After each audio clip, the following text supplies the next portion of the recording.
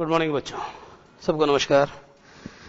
तो देखो बच्चों, in our last class we studied the lesson my childhood composed by doctor APJ Abdul Kalam. उनके द्वारा लिखा हुआ पाठ था बच्चों, जिसका नाम क्या था, माई चाइल्डहुड। पिछली क्लास में वो पाठ आपका कंप्लीट हो गया है। Today I am going to start a new poem. आज बच्चों एक नई पोयम पढ़ाएंगे, आपको नई कविता पढ़ाएंगे जो इसी चैप्टर से अटैच है। The name of the poem as it is written on the board, no man are foreign. इसका मतलब होता है बच्चों, कोई आदमी फॉरेनर नहीं है। फॉरेन से मतलब यह है कि नो बडी इज स्ट्रेंजर, कोई अजनबी नहीं है, कोई परदेशी नहीं है, कोई विदेशी नहीं है, सब अपने ही है। तो what is the theme, what is the central idea of the poem? इस कविता का थीम माने प्रतिपाद्य है, या इसका सेंट्रल आइडिया माने केंद्रीय भाव बच्चों ये है कि आप जानते हो अपने हिंदी के अंदर एक बात चलती है, वसुधैव कुटुंबकम। वसुधा प्लस एव प्लस कुटुंबकम, यानी पूरी धरती ही हमारा क्या है, परिवार है। पूरी धरती ही हमारा परिवार है, ये पूरा विश्व एक मंदिर है। तो the concept of word fraternity, यानी विश्व बंधुत्व का जो भाव है बच्चों, जो अवधारणा है, उस अवधारणा को निरूपित या प्रतिपादित करने का प्रयास किया गया है आलोच्य कविता के माध्यम से। तो बच्चों आप जानते हैं कि पोएट जो है उनका नाम क्या है, जेम्स किरकप। ये कहते हैं, have you ever thought of some people as strange. देखो बच्चों, यहां ये कहा गया है, एक बात तो आप अच्छे समझ लो कि कई बार सेंटेंस बच्चों यूं आता है, देखो, हैव यू एवर, ध्यान देना, बीन टू अमेरिका। ध्यान देना बच्चों, मैं क्या समझाना चाह रहा हूं। Have you ever been to America, आगे आ रहा बच्चों, have you ever thought, have you ever thought, ठीक है, आगे कुछ। तो बच्चों दोनों का मतलब समझो। हम कई बार ऐसे वाक्य बोलते हैं, क्या तुमने कभी, क्या तुमने कभी अमेरिका विजिट किया है, या क्या तुम कभी अमेरिका गए हो। तो ऐसे वाक्य बच्चों, क्या तुम कभी ऐसे आदमी से मिले हो। Have you ever met such a man और ए वुमेन। आप क्या आप किसी ऐसे औरत या किसी ऐसे पुरुष या ऐसी स्त्री से मिले हो। उसी तरीके से हैव यू एवर बीन, ध्यान दो बच्चों, हैव क्या है, एचवी है, और बीन क्या है बच्चों, दूसरी कोई वर्ब नहीं है, इसलिए वर्ब की थर्ड फॉर्म मानी जाएगी, ठीक है। उसी तरीके से हैव एचवी है, और बच्चों थॉट क्या है, वर्ब की थर्ड फॉर्म है। क्लियर हो गया है। तो आप इस बात को समझो बच्चों, have you ever been to America, क्या तुम कभी अमेरिका गए हो। दूसरा वाक्य, have you ever thought, have you ever thought यानी क्या तुमने कभी सोचा है, of some people as stranger, क्या तुमने कभी किसी व्यक्ति के बारे में सोचा है कि वह तुम्हारे लिए क्या है, अजनबी है। तो बच्चों ये विचार तो आ ही जाता है कि कोई आदमी अनजान है तो हम कहते हैं कि साहब ये हमारे लिए क्या है, अनजान है, अननोन है, अनफेमिलियर है, अनअक्वेंटेड है। तो इस तरीके का विचार बच्चों किसी व्यक्ति को देख के हमारे मन में आता है। तो इस कविता के माध्यम से, थ्रू दिस पोयम, इस कविता के माध्यम से the poet wants to convey a message. कवि बच्चों आपको एक मैसेज, एक संदेश देना चाहता है, और वो ये कहना चाहता है कि कोई अजनबी नहीं है। There is nobody in the world who can be said to be a stranger. इस दुनिया में ऐसा कोई आदमी नहीं है जिसको स्ट्रेंजर या अजनबी कहा जा सकता है। वजह क्या है, देखो बच्चों, इसमें कवि आपको ये कह रहा है कि जितने लोग हैं तुम जैसे ही हैं, जितने लोग हैं, they also drink water as you. तुम पानी पीते हो वैसा पानी वो भी पीते हैं। तुम ऑक्सीजन को लेते हो और कार्बन डाइऑक्साइड को बाहर निकालते हो। They also follow the same process, I mean others also follow the same process, माने जो अन्य लोग हैं वह भी इसी प्रक्रिया का अनुपालन करते हैं। खून सबका बच्चों, सबके तन में क्या होता है, ब्लड सर्कुलेशन होता है। जैसा तुम्हारे है वैसा उनके भी है। कबीर ने बहुत पहले कहा, कबीर का एक दुआ बच्चों बहुत अच्छा दुआ है, वो कहता है जी, को बामन को सुधा, कौन ब्राह्मण है कौन शूद्र है, एक ये मलमूत्र एक गुदा, कहने का मतलब समझ गए होंगे आप। तो सब कुछ एक जैसा है, कोई डिफरेंस नहीं है। There is nobody who can be said to be a Brahmin और ए शूद्रा, एक जैसे हैं सब। तो इसमें बच्चों क्या है कि जातियां वगैरह हम बांटते हैं, राष्ट्रीयता हम बांटते हैं कि इंडियन है, एंड समबडी इज पाकिस्तानी, ये पाकिस्तानी है, ये अमेरिकन है। तो ये सब चीजें जो है हमारे द्वारा बनाई गई हैं, लेकिन वास्तव में ईश्वर ने सबको एक जैसा बनाया है। तो आइए कहता है कि have you ever thought of, बच्चों ऑफ यानी होता है का, की, के, लेकिन इस ऑफ का मतलब बच्चों अबाउट भी होता है। ध्यान दो, have you ever thought about,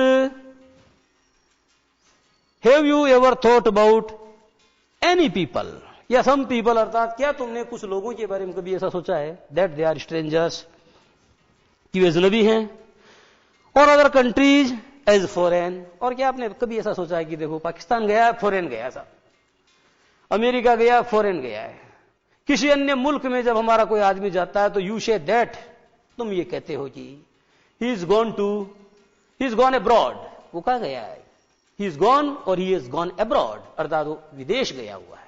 ध्यान दो बच्चों, गो टू अब्रॉड कभी नहीं होता, ये अच्छी तरह समझ लेना आप ये बात। गो टू अब्रॉड कभी नहीं होता, क्या होता है, टू अटेगा गो अब्रॉड बोलना चाहिए। उसी प्रकार से गो टू होम कभी नहीं होता, गो होम होता है। ठीक है, हम कहते हैं शी वेंट होम, तुम कहते हो she went to home, went to गलत है और वेंट होम सही है। उसी तरीके से बच्चों somebody has gone abroad, कोई विदेश गया है और आप कहते हो somebody has gone to abroad, तो टू जहां आपने लगाया वहीं आप बात खा गए। ये स्पोर्टिंग एरर्स वाली बात है बच्चों, बड़े बड़े कॉम्पिटिटिव एग्जाम्स के अंदर इसी छोटी छोटी बातें आपसे पूछी जाएंगी और आपसे you will be asked to improve the sentence, आपसे कहा जाएगा ये सेंटेंस इसको इंप्रूव कीजिए। तो ये गलती आपको बताई हमने। दूसरी बात बच्चों, ये जो एवर शब्द है, ध्यान दो, ये जो एवर है बच्चों, इसका मतलब कभी होता है, ये किसका उल्टा है, ये नेवर का उल्टा है। अगर आपको दिया जाए कि नेवर का एंटोनिम, मेरा मतलब अपोजिट वर्ड बताओ, तो आपको बताना चाहिए एवर। एवर ऑप्शन में नहीं है तो आपको बताना चाहिए ऑलवेज। जैसे राजा का उल्टा क्या होता है, रंक, लेकिन रंक नहीं है तो प्रजा भी चलेगा। प्रत्यक्ष का उल्टा क्या होता है, परोक्ष, और परोक्ष नहीं है तो अप्रत्यक्ष भी चलेगा। इन द सेम वे, ठीक उसी प्रकार से नेवर का उल्टा बच्चों ऑलवेज भी होता है, एवर भी होता है। क्लियर हो गई बात। दूसरी बात, जिस वाक्य में बच्चों, या मेरा मतलब किसी भी सेंटेंस में यदि नेवर, एवर या ऑलवेज का प्रयोग हुआ है तो जनरली और इन जनरल आमतौर पर क्या होता है बच्चों, that sentence belongs to the present simple tense of English.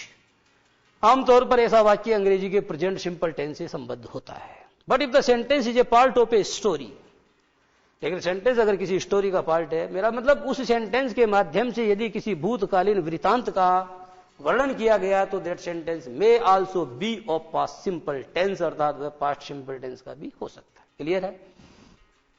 इस वाक्य में आपने क्या देखा, कभी कभी ऐसा भी होता है कि एवर या नेवर का प्रयोग और ऑलवेज का प्रयोग बच्चों प्रेजेंट परफेक्ट में भी होता है। जैसे मैं आपको कहता हूं कि मैंने हमेशा गरीबों की मदद की है, तो इंग्लिश में ये I have always helped the poor, I have always helped the poor, अर्थात मैंने हमेशा गरीबों की सहायता की है। उसी तरीके से ही हैज नेवर हेल्प्ड अदर्स, उसने कभी दूसरों की सहायता नहीं की है। Have you ever visited to Switzerland, क्या तुम कभी स्विट्जरलैंड घूमने गए हो।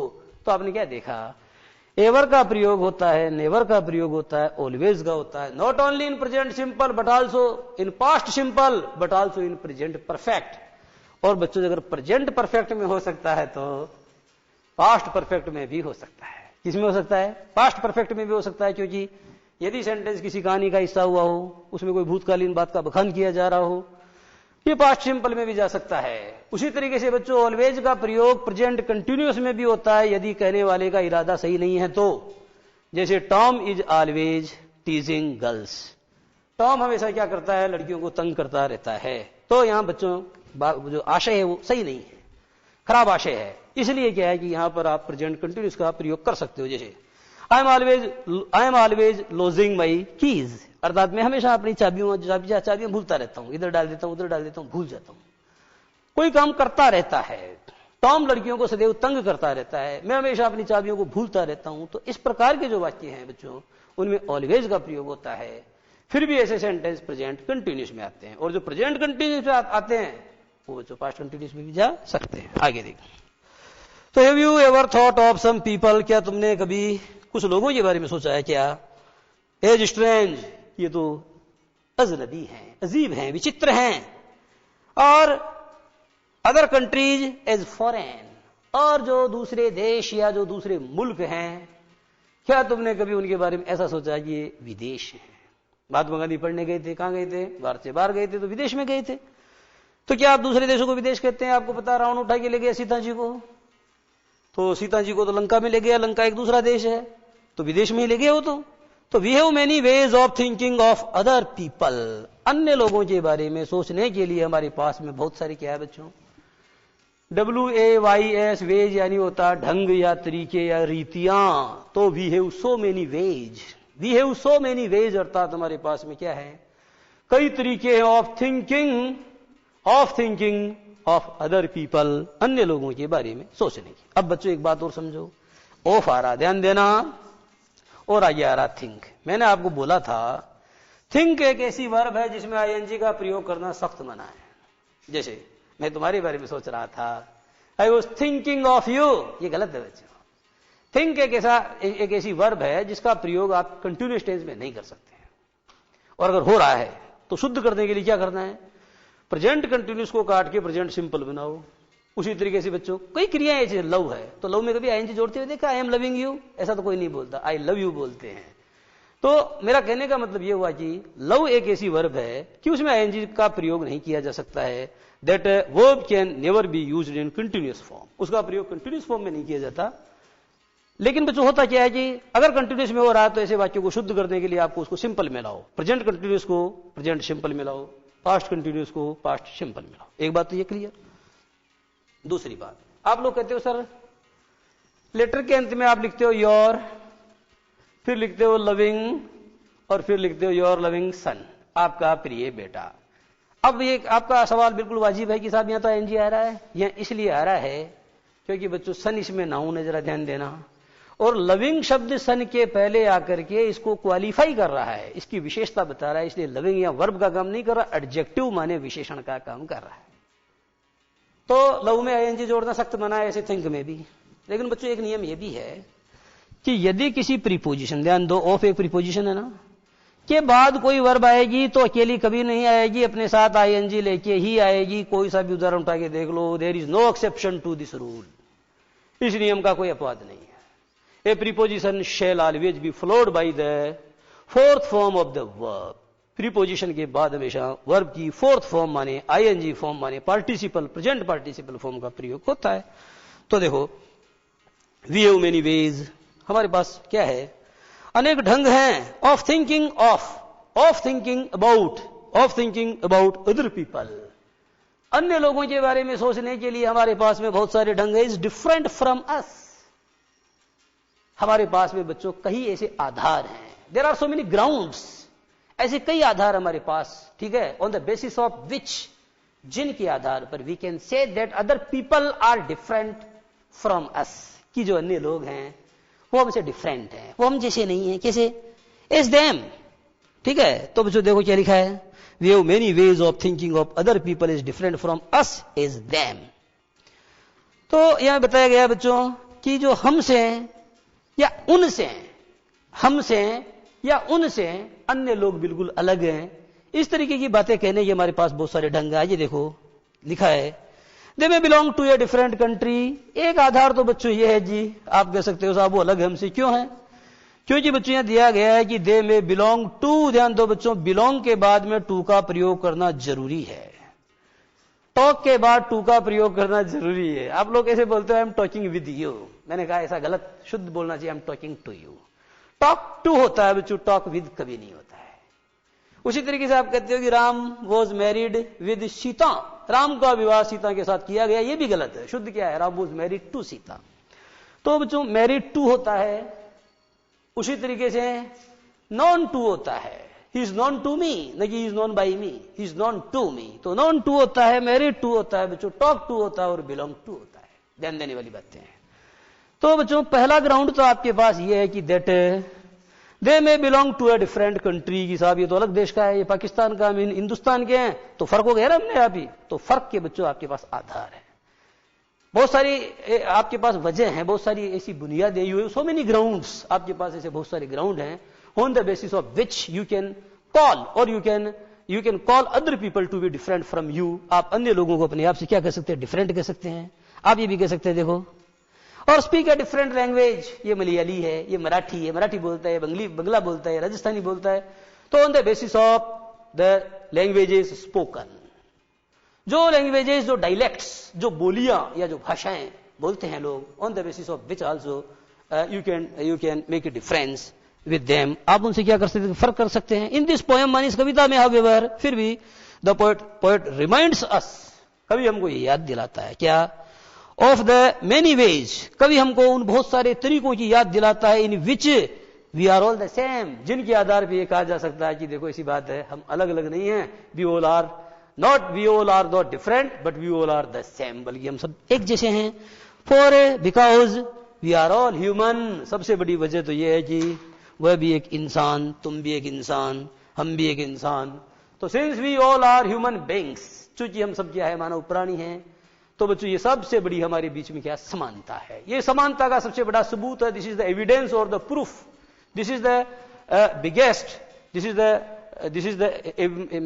द बिगेस्ट एविडेंस और the proof of our equality, अर्थात हमारी जो इक्वेलिटी है, हमारी समानता है, उसका बच्चों क्या है? एक साक्ष्य है, एक प्रमाण है। हम सब क्या हैं?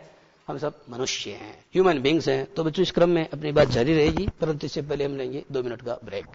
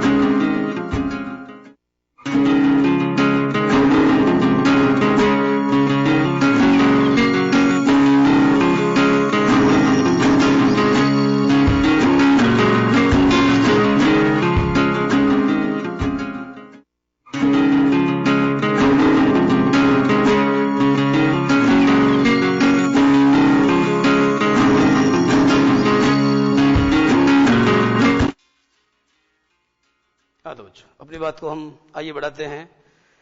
तो यहां बच्चों ये बताया गया है कि यो तो हमारे पास में ऐसे कई आधार हैं जिन के आधार पर, यो तो हमारे पास में ऐसी कई वजह हैं जिनके आधार पर हम व्यक्ति व्यक्ति में क्या करते हैं? फर्क करते हैं। लेकिन लेखक ने इस कविता के माध्यम से ऐसी कई बातें बताई है, ऐसी कई वजह बताई है जिनके आधार पर आप क्या मान सकते हैं? सबको एक जैसा मान सकते हैं। देखो पहली लाइन क्या है? Remember no man are strange, no countries are foreign. पहली लाइन बच्चों बहुत सरल है।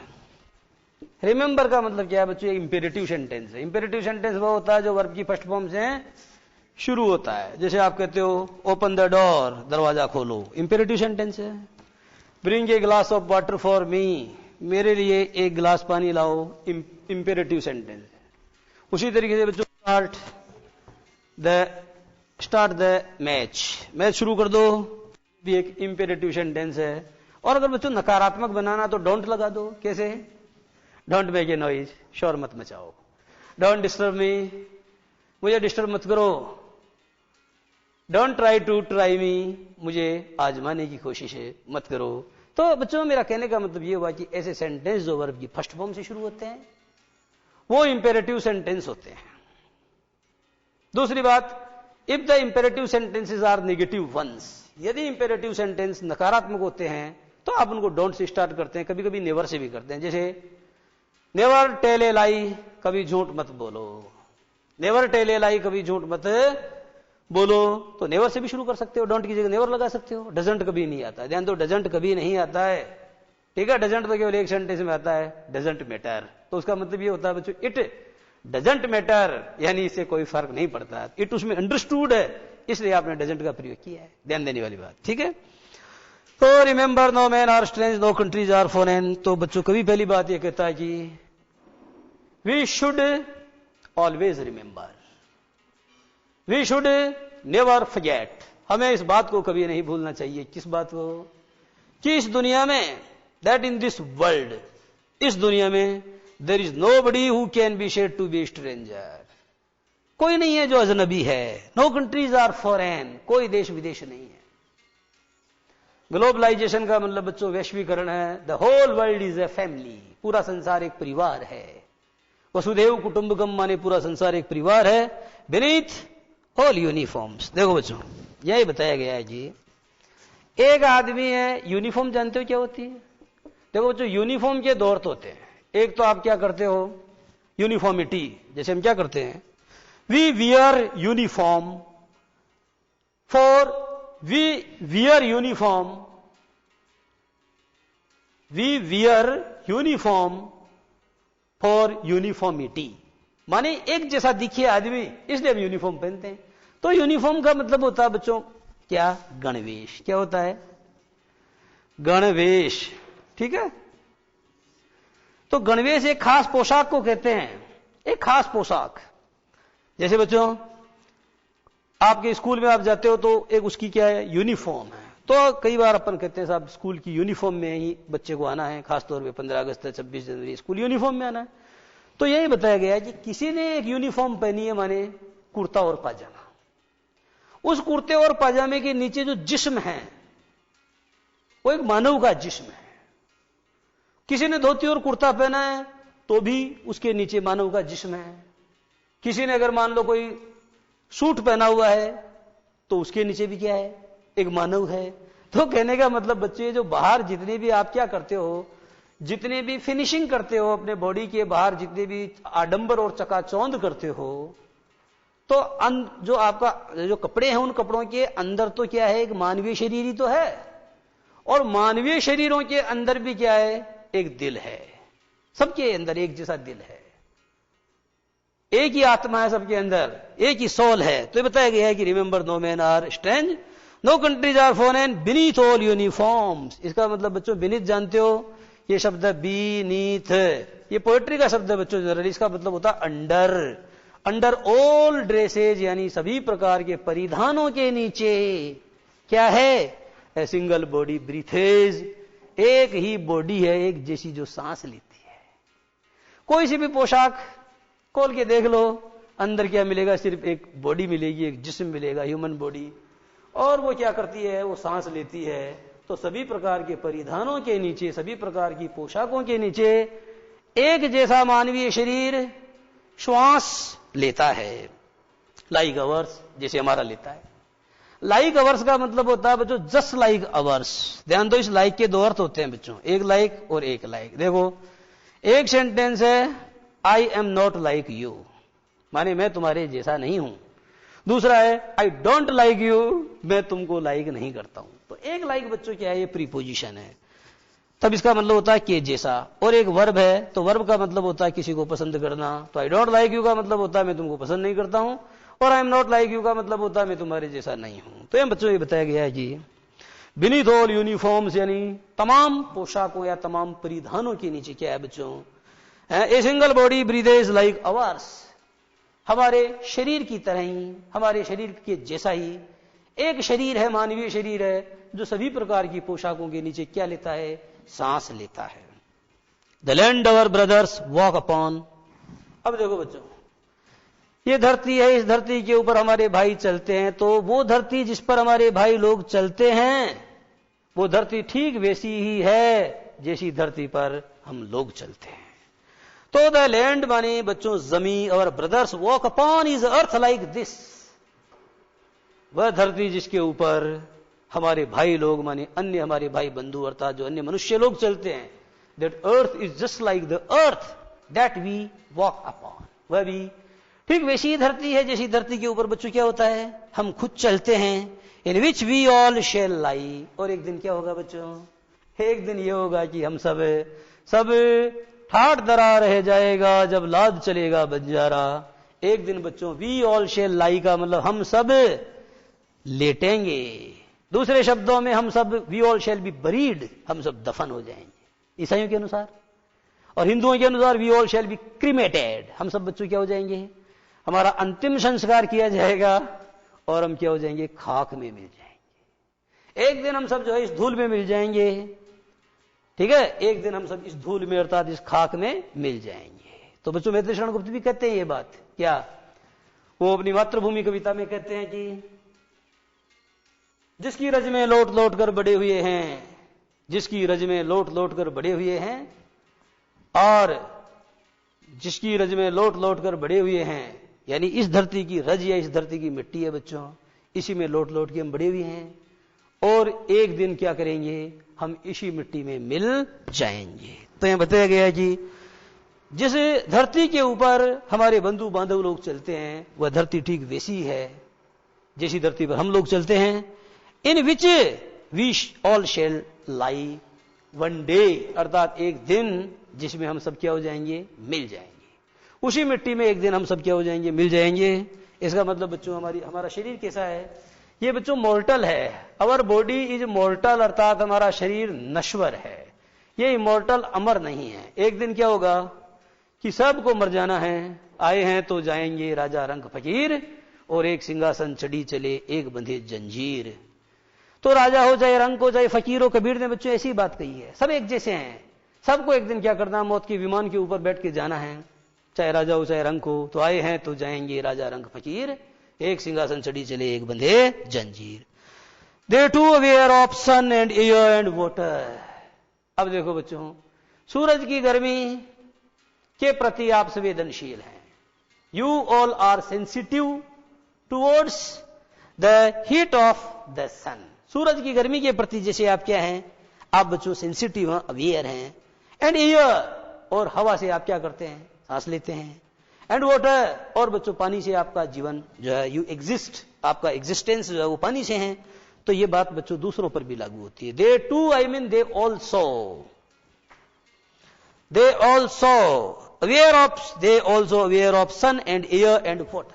दे ऑल्सो अर्थात वे भी, दे ऑल्सो, दे टू यानी वे, दे टू अर्थात वे भी, aware of sun and air and water, अर्थात वे लोग भी क्या है बच्चों, सूरज की गर्मी और वायुमंडल की जो हवा है और साथ ही साथ जो पानी है, इन सब के प्रति वे भी हमारी तरह अवेयर हैं। देखो बच्चों, एटमॉस्फियर जानते हो, ज्योग्राफी में पढ़ते हो, एटमॉस्फियर यानी क्या होता है, वातावरण, ठीक है। उसी तरीके से क्या है, एक है कौन सा बताया है, सूरज की गर्मी है, ये एटमॉस्फियर हो गया। एक है बच्चों हाइड्रोस्फियर। हाइड्रोस्फियर यानी क्या होता है, जल मंडल को आप कहते हैं हाइड्रोस्फियर, ठीक है। एक होता है बच्चों स्थल मंडल, जिसको आप कहते हैं लिथोस्फियर, ठीक है। ये ज्योग्राफी के शब्द हैं। तो कहने का मतलब ये हुआ बच्चों, ये जो तीनों प्रकार के स्फीयर हैं, लिथोस्फियर हैं, हाइड्रोस्फियर हैं, एटमॉस्फियर हैं, ये बच्चों क्या है जी, ये महत्वपूर्ण न केवल आपके लिए हैं, अपितु they are important for others too, अन्य मनुष्यों के लिए भी बड़े महत्वपूर्ण है। आइए बताया गया, देखो, are fed by peaceful harvest. आप लोग क्या करते हो खेतों में बच्चों, जो हार्वेस्ट यानी क्या होता है, हार्वेस्ट का मतलब होता है अन्न का उत्पादन। तो खेतों में जो अन्न की उपज होती है उसको खा करके आप लोग जिंदा हो। तो जैसे आप रहते हो, हम रहते हैं, वैसे ही दूसरे लोग भी रहते हैं। ऑल आर फेड यानी सभी लोग बच्चों खाते हैं। क्या खाते हैं, all are fed by peaceful harvest, यानी शांति से खेतों में, जो शांति से खेतों में जो उपज उत्पन्न होती है उसको खा करके वो लोग भी हमारी तरह जिंदा रहते हैं। और आइए दिया by wars long winter starved. और बच्चों देखो, शांति के खेतों में फसल पैदा होती है, उसको हम खाते हैं। तो शांति और युद्ध को क्या बताया है, युद्ध जो है बच्चों उसको विंटर बताया है। देखो, वार यानी क्या होता है, ये वार है तो वार को बताया विंटर। विंटर यानी क्या होता है, सर्दी या जाड़ा। तो बच्चों ये थोड़ी प्रचंड ऋतु है, तो यहां बताया गया युद्ध की जो विभीषिका है, उस युद्ध की विभीषिका से क्या होता है, स्टार्व्ड यानी भूखों मरती, वो भूखों मरते हैं। तो कहने का मतलब बच्चों, युद्ध और शांति की बात की गई है। युद्ध बुरी बात है, शांति अच्छी बात है। शांति नया सृजन करती है, नव निर्माण करती है, लेकिन जो युद्ध है वो तो क्या करता है, भूखमरी के हालात पैदा करता है। Their hands are ours, there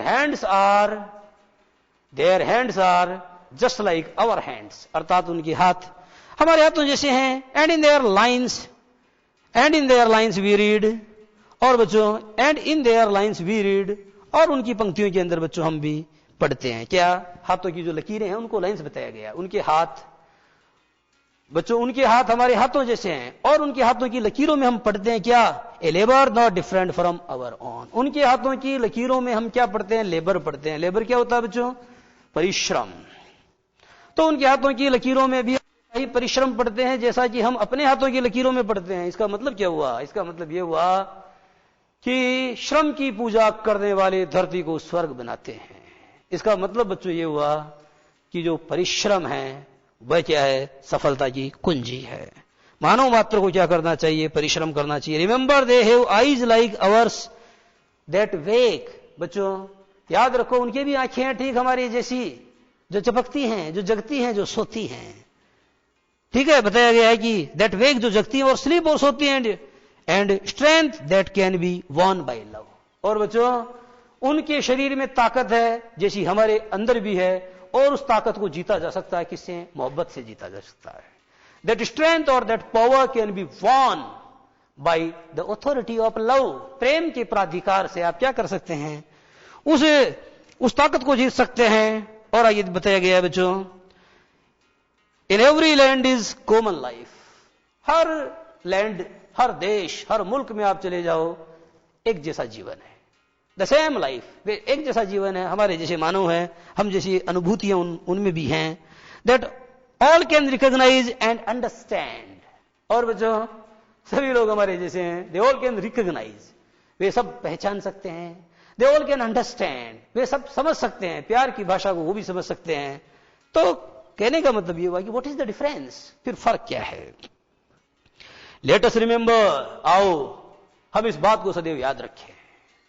let us remember, इसका मतलब होता है बच्चों हमें इस बात को सदैव याद रखना चाहिए। And we ought not to forget it. और बच्चों हमको इस बात को कभी नहीं भूलना चाहिए क्या, whenever we are told to hate our brothers। जब कभी हमको कहा जाता है कि हमें अपने भाइयों से नफरत करनी चाहिए, अर्थात जब कभी किसी व्यक्ति के द्वारा आपको इंसाइट किया जाता है, भड़काया जाता है और आपको किसी अन्य व्यक्ति से नफरत करने की बात कही जाती है, तो समझो वह व्यक्ति जिससे तुम नफरत करने वाले हो वह आपका भाई तो है।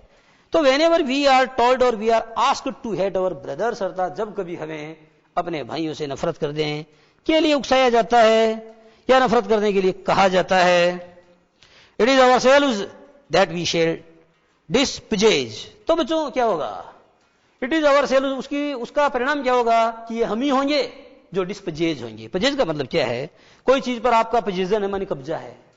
और अगर आप नफरत करके किसी व्यक्ति को क्या करोगे, उस चीज से बेदखल करोगे, तो बच्चों आप स्वयं ही बेदखल होगे। यानी इसका मतलब यह हुआ कि जो दूसरे के लिए कुआं खोदता है, खाई खोदता है, उसके लिए कुआं क्या तैयार रहता है। तो बताया गया है कि it is ourselves that we shall displease। तो बच्चों हम अपने आप को ही क्या करेंगे, अधिकार च्युत करेंगे, बिट्रे, चीट, हम अपने आप को धोखा देंगे, कंडेम, और हम अपने आप को धिक्कारेंगे। तो remember we who take arms against each other, याद रखो हम एक दूसरे के खिलाफ हथियार उठाते हैं, एक दूसरे से युद्ध करते हैं। युद्ध किसी समस्या का समाधान नहीं है, प्रतिशोध केवल पक्ष बदलता है।